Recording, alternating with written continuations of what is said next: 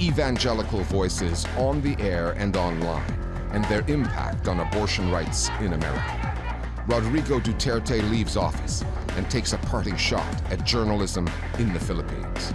And this Pakistani province produces plenty of news that somehow goes unreported.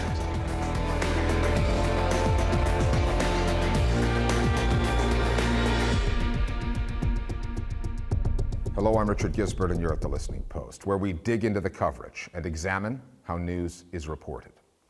Americans are dealing with the aftermath of a seismic Supreme Court decision, overturning a woman's legal right to have an abortion. The U.S. media have been providing wall-to-wall coverage of a legal judgment that stands to affect millions of women. And many news organizations have been criticized for their binary approach to covering this story, giving anti-abortion voices equal time, when all of the polls show that those voices represent a clear minority. Most in that minority are evangelical Christians, and they, along with influential evangelical media outlets, have been in celebration mode. They've been waiting, lobbying for this moment, having elevated the abortion issue to the forefront of American politics and kept it there. Along the way, anti-abortion advocates have injected a slew of misinformation and anti-scientific rhetoric into the discussion, muddying the narrative and finding a way to turn a minority view into federal law. That's our starting point this week: abortion in America. In a country so divided by COVID-19 and how to handle the pandemic, and a world still largely in denial over the climate breaking down, the American media find themselves once again weighing the value of science against belief. My body, my choice! In the so-called debate over a woman's right to have an abortion. People just tend to interpret scientific findings through the lens of their own identity and political values. Hospitalization and death. COVID, for example. How many scientific findings do we need to show that vaccines work? And yet, those who are anti-vax cite studies that show masks don't work, vaccines don't work. Nobody trusts anything they disagree with, and abortion is no different. And so if I am a Christian, and if I am committed to the pro-life idea, and that is a part of my identity, I am very likely to reject any kind of scientific finding that is inconsistent with that identity. The abortion debate in America is not that scientifically sound, and that's because a politician is not an expert in the experiences of abortion providers and abortion patients. And for a long time, American media was really committed to a binary, worshiping at the altar of both sides journalism, when abortion is simply a healthcare issue that has been politicized. In the abortion debate, there's really two main competing needs. There's the needs of the person who's pregnant, and there are the needs of the infant. We couldn't do that awful thing to a little baby, not to a little baby, dear heart. And in the conservative media, the life and rights of the infant are far disproportionately weighed against the rights and life of the person who's pregnant. And the focus is really on the religious discourse. This is a person. The moral discourse and the political discourse, rather than the legal and medical or public health discourse, which is what we really should be focused on. Thank God for some sane members of the Supreme Court. On right-wing pro-Trump news networks like Fox and OAN, the coverage of the Supreme Court's overturning of Roe versus Wade and its enormous implications has been at times celebratory. That is the future of America, the pro-life movement. A victory for life. Treated as a vindication of a Republican president who lost the election, but not before appointing 3 new judges to tilt the makeup of an already highly politicized Supreme Court, which then delivered.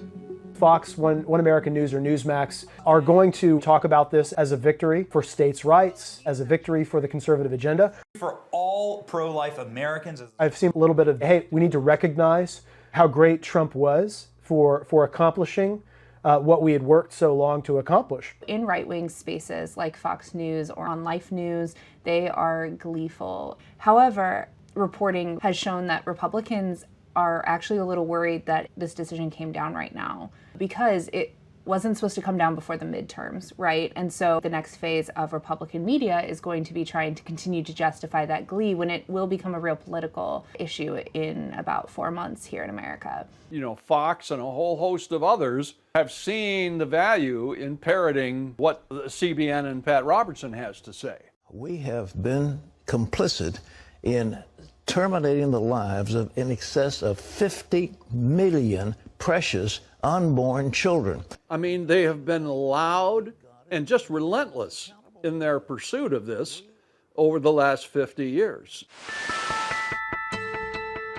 Pat Robertson created CBN, the Christian Broadcasting Network, in 1960. By the late 80s, Robertson and CBN were on the front lines of the culture wars, closely tied to the Reagan White House. CBN also cozied up to Donald Trump, and he returned the favor, granting it interview after interview. The network and its signature program, the 700 Club, provided Trump with a broadcast portal into the homes of evangelical Christians. Most American Christians support a woman's right to an abortion. Abortion hurts women! Evangelical Christians are the exception. They represent a minority, about 30% of Americans. But with the help of CBN and other Christian networks, they have long punched above their weight politically. They oppose ideas like same-sex marriage, transgender identity, even vaccine mandates. But the abortion issue has long been their rallying call, providing CBN with a lifeline. These evangelical organizations needed abortion in order to raise money because it was the hottest of the hot buttons. Each time we did a telethon, abortion had its own day, a complete day of fundraising. Bobby Connor is an ordinary man who's overcome extraordinary circumstances. He survived an abortion attempt by his mother. And it was always somehow related to an attack on the family. We could say, we need your help to stop this, to raise money. People would respond by opening their wallets. So all of these evangelical organizations focus on the family. You know, hell, they're all built around abortion. The Supreme Court is on their side now. That 6-3. The future is just looking so good for the Christian right. And so in these religious spaces, you see unapologetic, unequivocal, spiking the football even, that this is something that we should be celebrating. Another movement celebrating this role reversal, numerous anti-abortion advocacy groups across the U.S., most of which are affiliated with and funded by evangelicals. They've flooded the internet with material aimed at converting Americans into their camp. Together, we can create a community where abortion is rejected. Organizations like Live Action have mainstreamed a lot of disinformation, rhetoric that has no basis in science, some of which comes with danger attached. Tech giants like Google, Facebook, and Twitter have seldom intervened, and, stop us if this sounds familiar, they are profiting along the way. The short answer is that they're not doing much at all. I have been researching abortion, mis and disinformation online for the past 5 months, and I have never encountered a piece of content that has a label on it. A lot of the misinformation circulating now is about medication abortion. Medication abortion is actually safer than surgical abortion, and a lot of the myths circulating online claim the exact opposite. So a lot of the tactics right now from anti-abortion folks are why there's a lot of misinformation. And they've had real allies in Silicon Valley. Companies like Facebook allows crisis pregnancy centers to use their tracking software to understand how and where people are visiting from, because these are simply data sites masquerading as social media. Like, the actual job of social media is to collect data about us. It's a money-making business about us, and your pregnancy or lack thereof is a data point about you. One last point from the last century, since that's where abortion rights in America are headed. God bless you. Thank you. A footnote that an evangelical Christian might call a revelation. something that Pat Robertson shared with colleagues at CBN almost 30 years ago. In 1984, Pat Robertson called us, very few of us, into a meeting in the boardroom. And he said he had just come back from his prayer time in the mountains. And God had told him, basically, we must form a shadow government because the whole thing is going to collapse and they're going to need us to run things when everything goes wrong. So that should give you an idea of how this was taking place in the shadows of our culture. And if you think that this is the end for the evangelicals' wish list, you're sadly mistaken, because they will go after everything.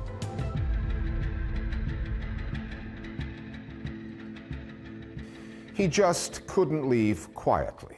Rodrigo Duterte, the now former president of the Philippines, has taken one last swipe at his journalistic nemesis on his way out the door. Flo Philips has the details.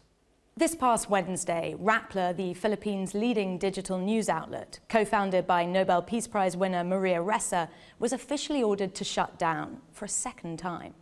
And the diktat from the Philippine Securities and Exchange Commission came just one day before former President Rodrigo Duterte left office. It reaffirmed the Commission's original decision to revoke Rappler's license, claiming the news site was violating restrictions on foreign ownership in mass media, something Rappler has been contesting since 2018. Rappler says it will appeal this ruling, calling the proceedings highly irregular. Duterte made plenty of enemies in the Filipino media, especially outlets that saw through his strongman act, and he did not mince his words. Just because you are a journalist, you are not exempted from assassination. If you're a son of a... Rappler ended up on the Duterte government's hit list through its award-winning journalism, exposing the president's so-called war on drugs as a disproportionate war on poverty, detailing the thousands of people killed since the authorities refused to. Ang kwento dito ay hindi nilalabas ng gobyerno kung ano talaga ang rami ng mga taong namatay na sa giyera kontra droga. Ressa maintains it's business as usual at Rappler, despite the shutdown order, and she's grown accustomed to having lawfare used against her and her site. In less than 2 years, the Philippine government filed 10 arrest warrants against me. I've had to post bail 10 times just to do my job. At least 7 of those cases are still active. And with the arrival of Duterte's successor, Fernando Marquez Jr. into office, and Duterte's daughter as vice president, Rappler's editor will be keeping her lawyers busy for some time to come. Thanks, Flo.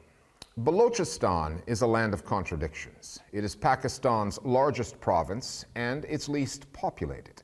It is rich in natural resources, minerals, gold, coal, gas, and yet the Baloch people are the poorest in the country. It has been the site of a separatist struggle ever since Pakistan came into existence, yet it is barely covered in the domestic news media. Not for a lack of trying. For decades, Baloch journalists have risked their lives to report on topics such as corruption in local government, to the resource grab, to the Pakistani state's involvement in the kidnapping and killing of Baloch activists. A few reporters from the Pakistani mainstream media have tried to cover the region too. Some have paid with their lives, most face intimidation, and many have just quit and fled the area. The Listening Post's Meenakshi Ravi now on the resounding silence that surrounds Balochistan, the toughest place to do journalism in Pakistan.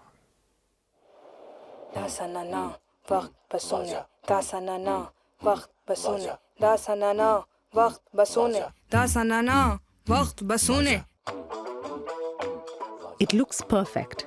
It sounds even better. वाजा कैसी हवा मचाए शोर डोले डोले room room रे वो देखो आया है बादल झूम के. For months, this song, Waja, or Friend, about the region of Balochistan has been playing incessantly on Pakistan's TV channels. Not just on entertainment outlets, it pops up in ad breaks on news channels too.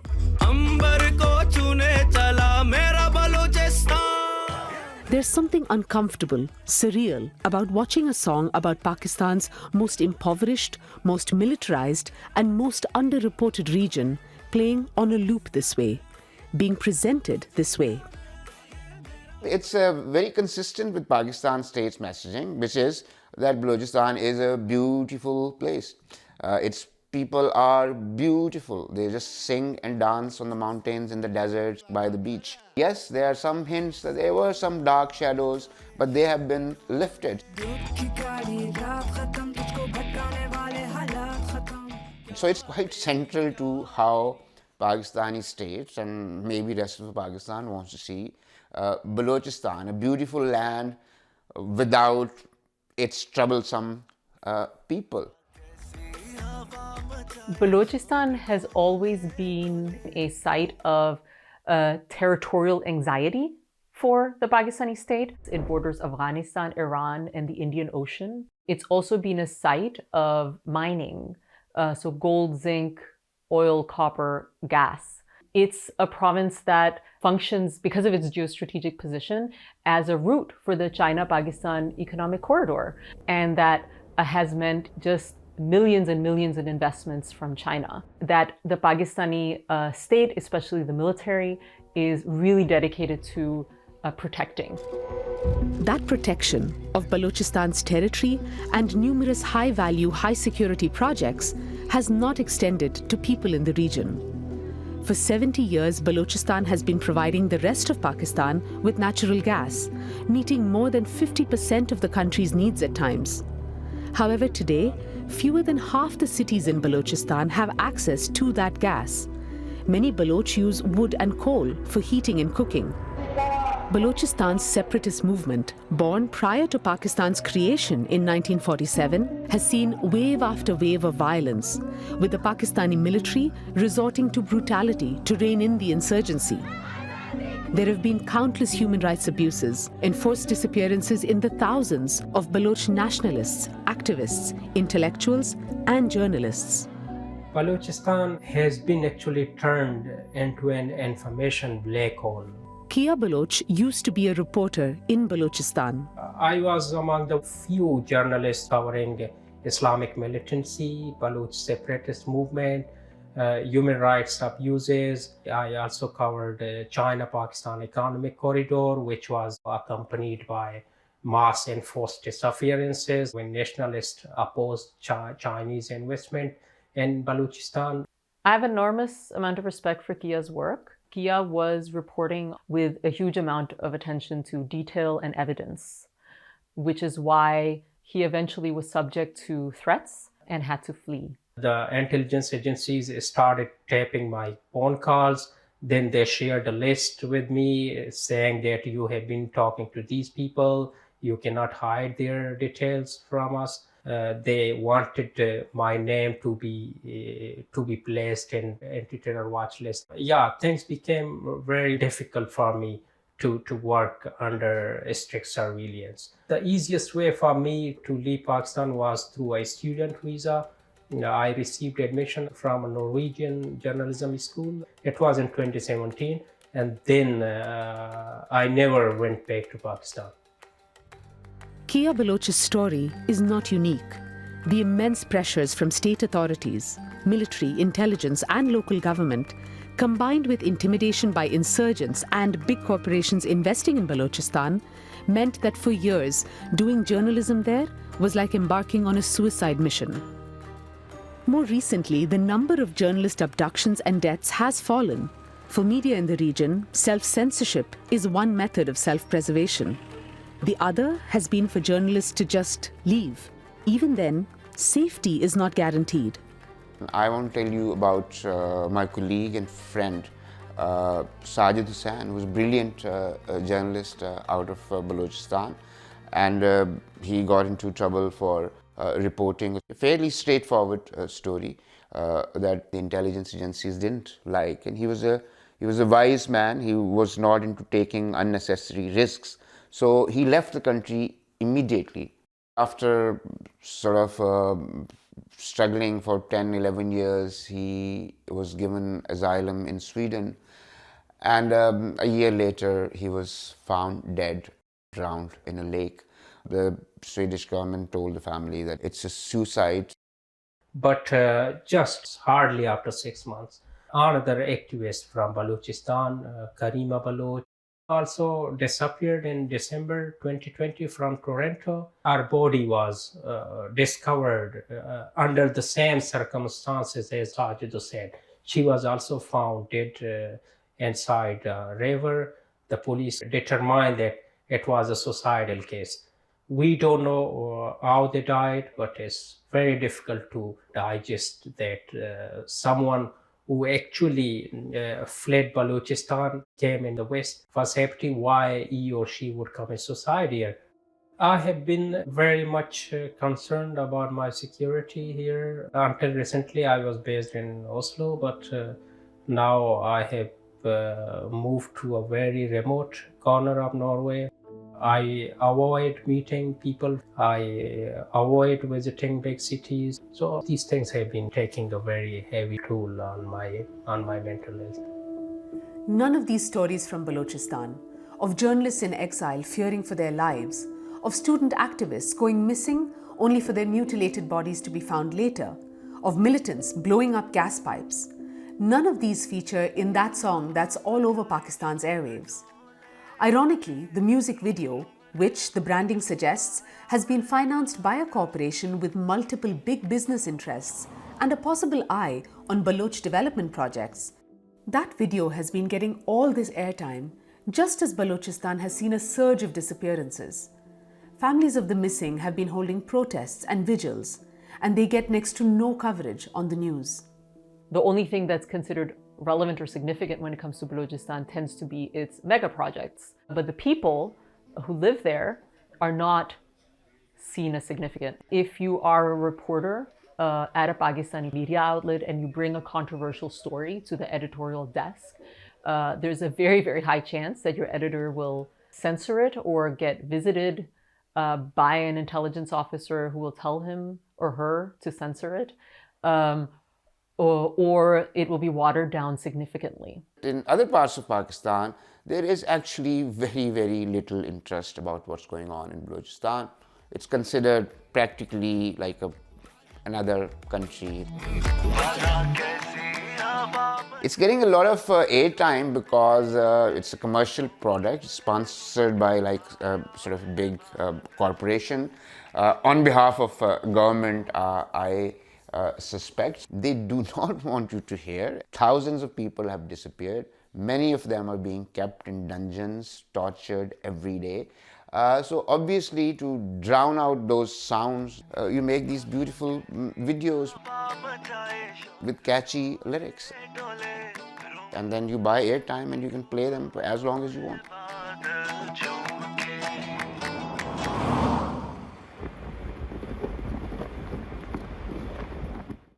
And finally, it has been almost a year since Tunisian President Kais Saied dismissed the country's prime minister and suspended parliament in what he called a national emergency measure, one that his critics have called a coup.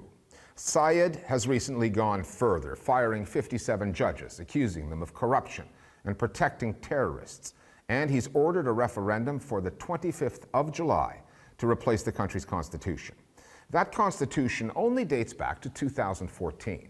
It was passed by Parliament and was a point of pride for many Tunisians, a symbol of post-Arab Spring democracy.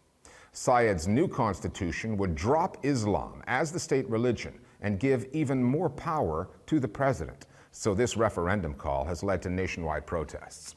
We're leaving you now with some recommendations of where to go online, outlets and specialists serving up news at this critical time in Tunisia. For French and Arabic speakers, TUNIFACT is a unit created by the National Union of Tunisian Journalists, along with a Dutch NGO to debunk misinformation. Facebook is where they have most of their followers, but they're also active on Twitter and Instagram. For French speakers, Jeune Afrique is an outlet we've recommended before. It is focused on Francophone African countries and has analysis and reporting on Tunisia. Kashif Media reports in Arabic. It is prolific on YouTube and Instagram. On Twitter, we follow two academics, Mohamed Dia Hamami, a Tunisia specialist at Syracuse University, as well as Anne Wolf, a fellow at All Souls College at Oxford University. For French speakers, Hekel Ben Mahfoud, a director of the Tunisia University Mission in North America, is also worth a follow. And we'll be keeping an eye out for news on Tunisia too. We'll see you next time here at The Listening Post.